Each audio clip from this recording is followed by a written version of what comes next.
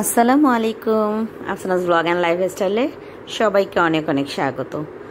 আজকে অনেক দিন পর আজকে রান্নার রেসিপি শেয়ার করছি। আসলে রান্নার ঠিক না, নর্মালি আজকে দুপুরের রান্না থেকে শুরু করছি। যে আজকে আমি কি কি রান্না করছি সেটাই আপনাদের সামনে নিয়ে আসলাম। তো আমার হাজব্যান্ড, আমার খুব রূপচাঁদা পছন্দ, তাই বাজার থেকে 1.5 কেজির মতো রূপচাঁদা নিয়ে এসেছে। এটার কেজি ছিল হচ্ছে 800 টাকা করে পার কেজি। তো আমি কেটে ভালো করে ধুয়ে নিয়েছি লবণ দিয়ে। এখন এই রূপচাঁদাগুলোকে ফ্রাই করব। আজকে অনেক রকম ভর্তা আইটেম করতে চেয়েছি, বাট সব কতটুকু দেখাতে পারবো জানি না। তবে আপনাদের সাথে আজকে একটা স্পেশাল ভর্তার রেসিপি আমি শেয়ার করতে যাচ্ছি, যেটা খুবই মজাদার এবং আশা করি আপনাদের সবার ভালো লাগবে। যারা ভর্তা প্রেমী আছেন তাদের তো অবশ্যই ভালো লাগবে, এতটুকু বলতে পারি। যারা আমার হাতে খেয়েছেন তারা তো জানেনি।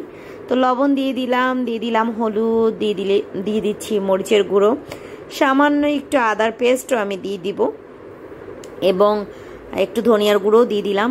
কারণ রূপচাঁদা বা সামুদ্রিক মাছগুলো হয় কি, যে আপনারা যদি একটু বেশি করে মশলা টশলা দিয়ে মাখিয়ে রাখেন তাহলে খেতে অনেক বেশি ভালো লাগে।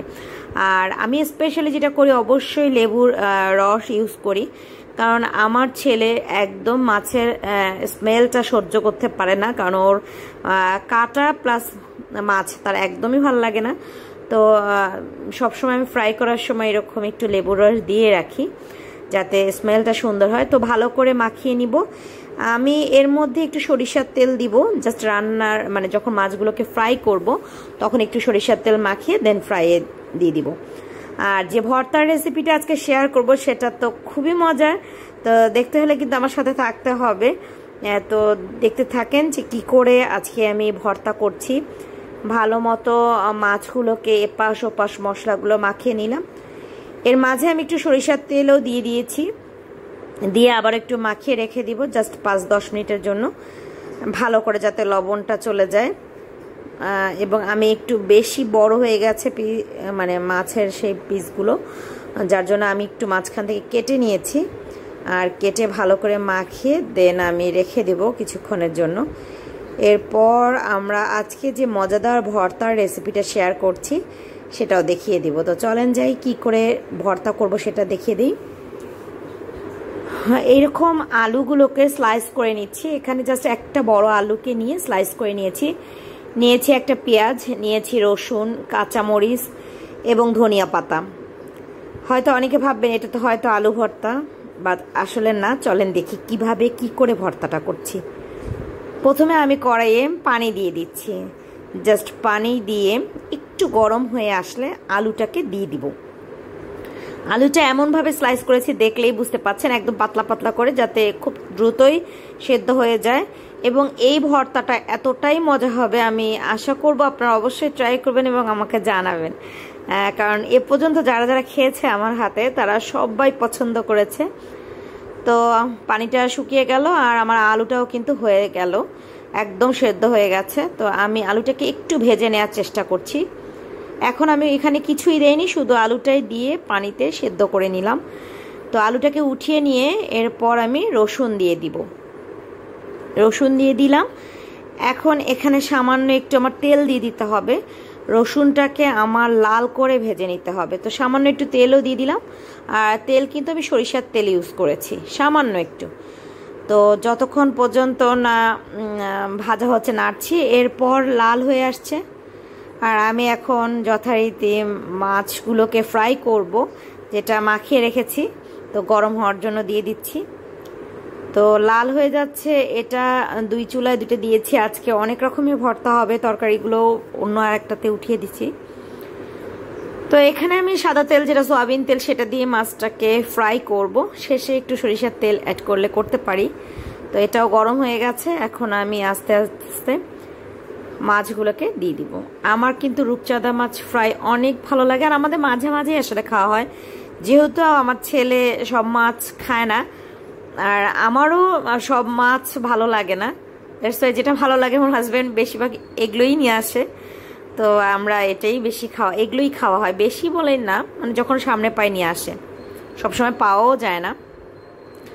তো মাছটা ফ্রাই হতে হতে আমরা হচ্ছে ভর্তার অলরেডি কিন্তু আমাদের রসুনটা একদম লাল হয়ে গেছে এবং দেখতে পাচ্ছেন মাছ একদম হয়ে যাচ্ছে। এখন এই মুহূর্তে মাছগুলোকে নাড়া যাবে না, একটু সময় নিয়ে ভাজতে হবে যাতে নিচে একটু লাল লাল হয়, দেন আমরা এটাকে উল্টিয়ে দিব। আর আজকে যে ভর্তাটা করছি সেটা খুবই মজা। সেটা রসুনগুলোকে একদম জালটা কমিয়ে নিয়ে দেন ভাজতে হবে, পুড়িয়ে মানে যাতে না পড়ে সেদিকে দেখতে হবে। দেখতেই পাচ্ছেন একদম লাল হয়ে গেছে। এগুলোকে আমি উঠিয়ে ফেলবো। দেন আমি এখানে মরিচগুলোকে দিয়ে দিচ্ছি।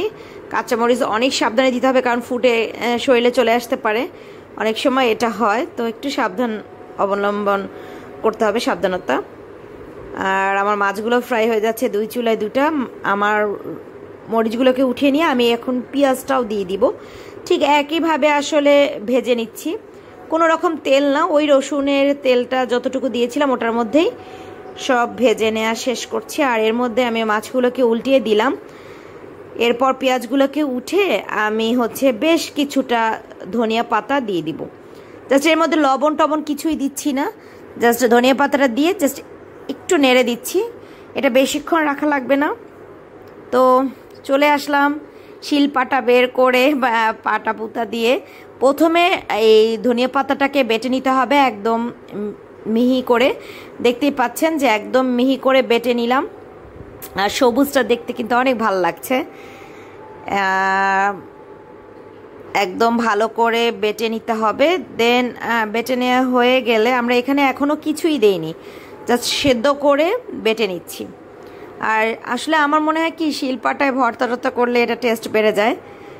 এখন তুলে ফেলে আমরা ওই শিলপাটাই আলুগুলোকে দিয়ে বেটে নিচ্ছি। আমরা কিন্তু ধনিয়া পাতাটা উঠিয়ে ফেলেছি, ওই শিলপাটাটার মধ্যে আলুগুলোকেও বেটে নিচ্ছি। তো এই কারণেই সবুজ সবুজ লাগছে, পুরো ভর্তাটাই সবুজ লুক দিবে, কিন্তু খেতে এতটাই মজা, বিশ্বাস করবেন কিনা জানি না, চেটে পুটে খেয়ে নেবেন। অন্য কোনো তরকারি আজকে লাগবেই না। সো এখন আমরা রসুনগুলোকেও একইভাবে বেটে নিব। রসুনগুলো কিন্তু একদম নরম হয়ে গেছে, কারণ আমরা একদম জালটা কমিয়ে দিয়ে এটাকে ভেজে নিয়েছি। সো পেঁয়াজগুলোও দিয়ে দিচ্ছি এবং মরিচগুলোও দিয়ে দিচ্ছি, দিয়ে ভালো করে বেটে নিতে হবে। তো এই ফাঁকে আমি অন্য রান্নাগুলো শেষ করে ফেললাম। আর এখন আমরা সব মিক্সড করার পালা, সব দিয়ে পরিমাণ মতো লবণও দিয়ে দিব, দিয়ে আবার সবগুলো একসাথে করে বেটে নিব। তাতে হবে কি সব কিছু একসাথে মিক্সড হয়ে যাবে এবং লবণও দিয়ে দিব এর মধ্যে একটু, দিয়ে একদম ভালো করে বেটে নিচ্ছি। তো লবণটা আসলে প্রথমে একটু কমই দিচ্ছি, আবার লাগলে প্রয়োজন মতো দিয়ে দিলাম, লাগলে আপনারা বাড়িয়ে কমিয়ে দিতে পারবেন, কারণ লবণ এবং ঝাল এই দুটা আসলে নিজেদের পছন্দ মতো দেয়াই ভালো, কারণ অনেকেই আছেন যারা ঝাল খান না। তো এই তো রেডি করে নিয়ে চলে আসছি টমেটো ভর্তা। তারপর আজকে রান্না করেছিলাম শাক দিয়ে চিংড়ি মাছ, তারপরে মাংস ছিল একটু। আমি এটা কিন্তু টমেটোর চাটনি করেছি, এটা অনেক স্পেশাল, একদিন শেয়ার করব আপনাদের সাথে। করলা ভাজি, মাছ ফ্রাই, এই ছিল আজকের খাবার। বাকিগুলো শেয়ার করতে পারিনি কারণ দেরি হয়ে যাচ্ছিল, তাই একদম টেবিলেই চলে আসলাম।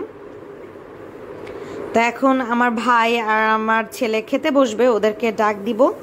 তো ওরা খেয়ে নিতে নিতে আমি আমার অন্য কাজগুলো শেষ করে গোসল করে আমিও খেয়ে নিব। তো এই ছিল আমার ভর্তার রেসিপি, কেমন লাগলো জানাবেন।